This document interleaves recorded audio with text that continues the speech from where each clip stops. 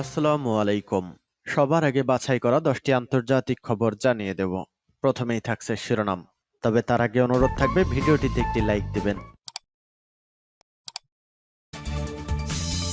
পুরোদমে ইসরায়েল ফিলিস্তিন যুদ্ধ চলছে, জানিয়ে দেব আমাদের হাতে থাকা সর্বশেষ গুরুত্বপূর্ণ আপডেট আন্তর্জাতিক সংবাদ। গত এক মাসে ইসরায়েলকে লক্ষ্য করে 9,500 রকেট নিক্ষেপ বাঁচাচ্ছে আয়রন ডোম। এরপর জানিয়ে দেব হিজবুল্লাহর ক্ষেপণাস্ত্র মার্কিন নৌবাহিনীর জন্য বড় হুমকি। এদিকে শকুন দিয়ে মরদেহ খুঁজছে ইসরায়েল। এবং জানিয়ে দেব ইসরায়েলের পক্ষ নেওয়ায় নিউ ইয়র্ক টাইমসের কার্যালয় ঘেরাও। এদিকে মুসলিমরা আর কখন আওয়াজ তুলবে, প্রশ্ন এরদোয়ানের। সর্বশেষ জানিয়ে দিব গুপ্তচরদের ফাঁসি ঠেকাতে কাতারের কাছে আবেদন ভারতের। শুনছিলেন সংবাদ শিরোনাম, এখন বিস্তারিত। তার আগে অনুরোধ থাকবে ভিডিওটিতে একটি লাইক এবং কমেন্টস করে জানিয়ে দিন এই ভিডিও সম্পর্কে আপনার মূল্যবান মতামত। গত এক মাসে ইসরায়েলকে লক্ষ্য করে 9,500 রকেট নিক্ষেপ বাঁচাচ্ছে আয়রন ডোম। কখনো গাজা তো কখনো লেবানন, কখনো আবার সুদূর ইয়েমেন। ইরান থেকে ঝাঁকে ঝাঁকে উড়ে আসছে মিসাইল রকেট, আর দুনিয়ার মাঝে ইহুদি দেশ ইসরায়েলের চারিদিকে শত্রু গিজগিজ করছে। গত 7 অক্টোবর হামাসের হামলার পর যুদ্ধ ঘোষণা করে গাজায় আকাশপথে পরে সেনা পাঠিয়ে আক্রমণ করেই চলেছে ইসরায়েল। গাজায় সবকিছু ধ্বংস করে দিচ্ছে ইসরায়েলের বোমারু বিমান, কিন্তু ইসরায়েলকেও অনেক হামলা সহ্য করতে হচ্ছে। ক্রমাগত রকেট মিসাইল উড়ে আসছে ইসরায়েলের দিকে। ইসরায়েলের দাবি 7 অক্টোবরের হামাসের হামলার দিন থেকে তাদের উদ্দেশ্য করে প্রায় 9,500 রকেট ছোড়া হয়েছে। সেগুলির বেশিরভাগই উড়ে এসেছে গাজা লেবানন থেকে। শুধু হামাসের হামলার দিন প্রথম ঘন্টায় 3,000 রকেট নিক্ষেপ করা হয় ইসরায়েলকে লক্ষ্য করে, কিন্তু ইসরায়েলকে বেশিরভাগ ক্ষেত্রেই বাঁচিয়ে দিচ্ছে তাদের অত্যাধুনিক আয়রন ডোম। আয়রন ডোমের মাধ্যমে যে কোনো ধরনের মিসাইল রকেট হামলা রুখে দেওয়া যায়। তবে আয়রন ডোমকে ফাঁকি দিয়ে লেবানন গাজা থেকে কিছু রকেট রাজধানী তেল আবিব সহ বেশ কিছু জায়গায় আশ্রে বড় ক্ষতি হয়েছে। রকেট হামলায় ইসরায়েলের 10 জনের মৃত্যু হয়েছে, বেশ কিছু বড় বড় বাড়ি ক্ষতিগ্রস্ত হয়েছে। হিজবুল্লাহর ক্ষেপণাস্ত্র মার্কিন নৌবাহিনীর জন্য বড় হুমকি। হিজবুল্লাহর অস্ত্রাগারের সঙ্গে পরিচিত সূত্রগুলো রয়টার্সকে জানিয়েছে সশস্ত্র গ্রুপটির নেতা সাইদ হাসান নাসরুল্লাহ গত সপ্তাহে যুক্তরাষ্ট্রকে যে হুমকি দিয়েছেন তার নেপথ্য রয়েছে গ্রুপটির হাতে থাকা রাশিয়ার তৈরি শক্তিশালী জাহাজ বিধ্বংসী ক্ষেপণাস্ত্র। হিজবুল্লাহ নেতা নাসরুল্লাহ গত সপ্তাহে ওয়াশিংটনকে সতর্ক করে বলেছিলেন তার গোষ্ঠীর কাছে এই অঞ্চলে মোতায়েন করা মার্কিন জাহাজ মোকাবেলার জন্য কিছু সঞ্চয় রয়েছে। ইরান সমর্থিত গোষ্ঠী হিজবুল্লাহর অস্ত্রাগার সঙ্গে পরিচিত লেবাননের দুটি সূত্র জানিয়েছে হিজবুল্লাহর হাতে থাকা রাশিয়ার তৈরি 300 কিলোমিটার পাল্লার জাহাজ বিধ্বংসী ইয়াখন্ট ক্ষেপণাস্ত্রের কথা উল্লেখ করেছেন নাসরুল্লাহ। মিডিয়া এবং বিশ্লেষকদের প্রতিবেদনে কয়েক বছর ধরে ইঙ্গিত দেওয়া হয়েছে যে হিজবুল্লাহ সিরিয়া থেকে ইয়াখন্ট ক্ষেপণাস্ত্র হস্তগত করেছে, যা প্রেসিডেন্ট বাশার আল আসাদকে গৃহযুদ্ধে লড়াই করতে সহায়তার জন্য 1 দশকেরও বেশি আগে সেখানে মোতায়েন করা হয়েছিল। যদিও হিজবুল্লাহ কখনোই ওই ক্ষেপণাস্ত্র লাভের বিষয়টি নিশ্চিত করেনি। এ বিষয়ে মন্তব্য করা রয়টার্সের প্রচেষ্টার তাৎক্ষণিক প্রতিক্রিয়া দেয়নি হিজবুল্লাহ মিডিয়া শাখা। এদিকে ওয়াশিংটন জানিয়েছে ভূমধ্য সাগরে তাদের দুটি বিমানবাহী রণতরী এবং তাদের সহায়তাকারী জাহাজ মোতায়েন করার উদ্দেশ্য ইরানকে নিবৃত্ত করার মাধ্যমে সংঘাতের বিস্তার রোধ করা, যা হামাস, হিজবুল্লাহ এবং ফিলিস্তিনি ইসলামিক জিহাদ সহ গোষ্ঠীগুলোকে সমর্থন করে আসছে। নাসরুল্লাহ গত শুক্রবার এক বক্তৃতায় বলেছিলেন ভূমধ্য সাগরে মার্কিন যুদ্ধ জাহাজ আমাদের ভয় দেখায় না। তিনি বলেন, আপনি যে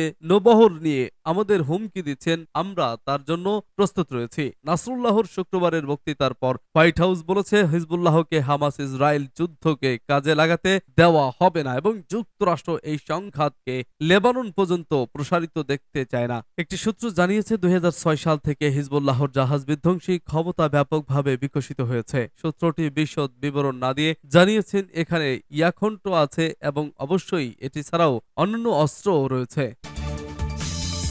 শকুন দিয়ে মরদেহ খুঁজছে ইসরায়েল। মরদেহ খুঁজতে নতুন পদ্ধতি বের করেছে ইসরায়েল। দেশটি এবার সেনাদের মরদেহ উদ্ধারে শকুন ব্যবহার করছে শুক্রবার। ব্রিটিশ সংবাদ মাধ্যম বিবিসির এক প্রতিবেদনে এ তথ্য জানানো হয়েছে। প্রতিবেদনে বলা হয়েছে ইসরায়েলি এক পরিবেশবিদ এমন পদক্ষেপ শুরু করেছেন, তিনি মূলত সেনাদের মরদেহ খুঁজতে ঈগল শকুন ব্যবহার শুরু করেছেন। ইসরায়েলের এই কাজ শুরু করেছেন প্রকৃতি ও পার কর্তৃপক্ষের কর্মকর্তা ওয়াহাদ হাতজফি। পাখিদের শরীরে জিপিএস ট্র্যাকিং ডিভাইস স্থাপন করেছেন। এভাবে করে তাদের লোকেশন পর্যবেক্ষণ পরিদর্শন করেন তিনি। ওই যন্ত্র থেকে পাওয়া তথ্য মরদেহের অবস্থান শনাক্তে সহায়তা করছে।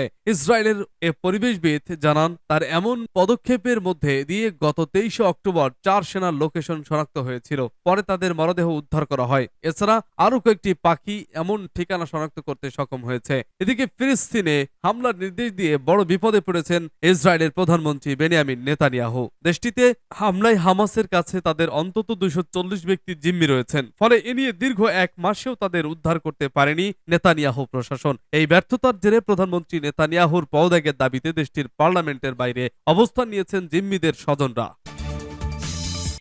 ইসরায়েলের পক্ষ নেওয়ায় নিউ ইয়র্ক টাইমসের কার্যালয় ঘেরাও।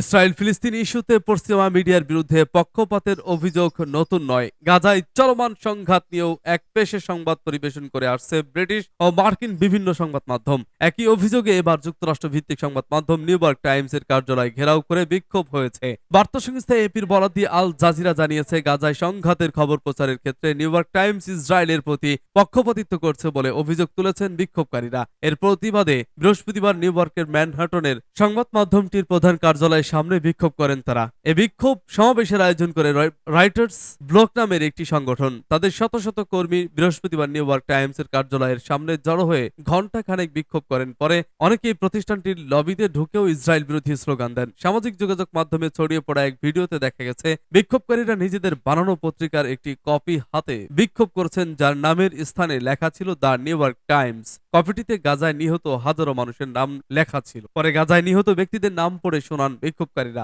শুরু করেন সবচেয়ে কম বয়সীদের নাম দিয়ে।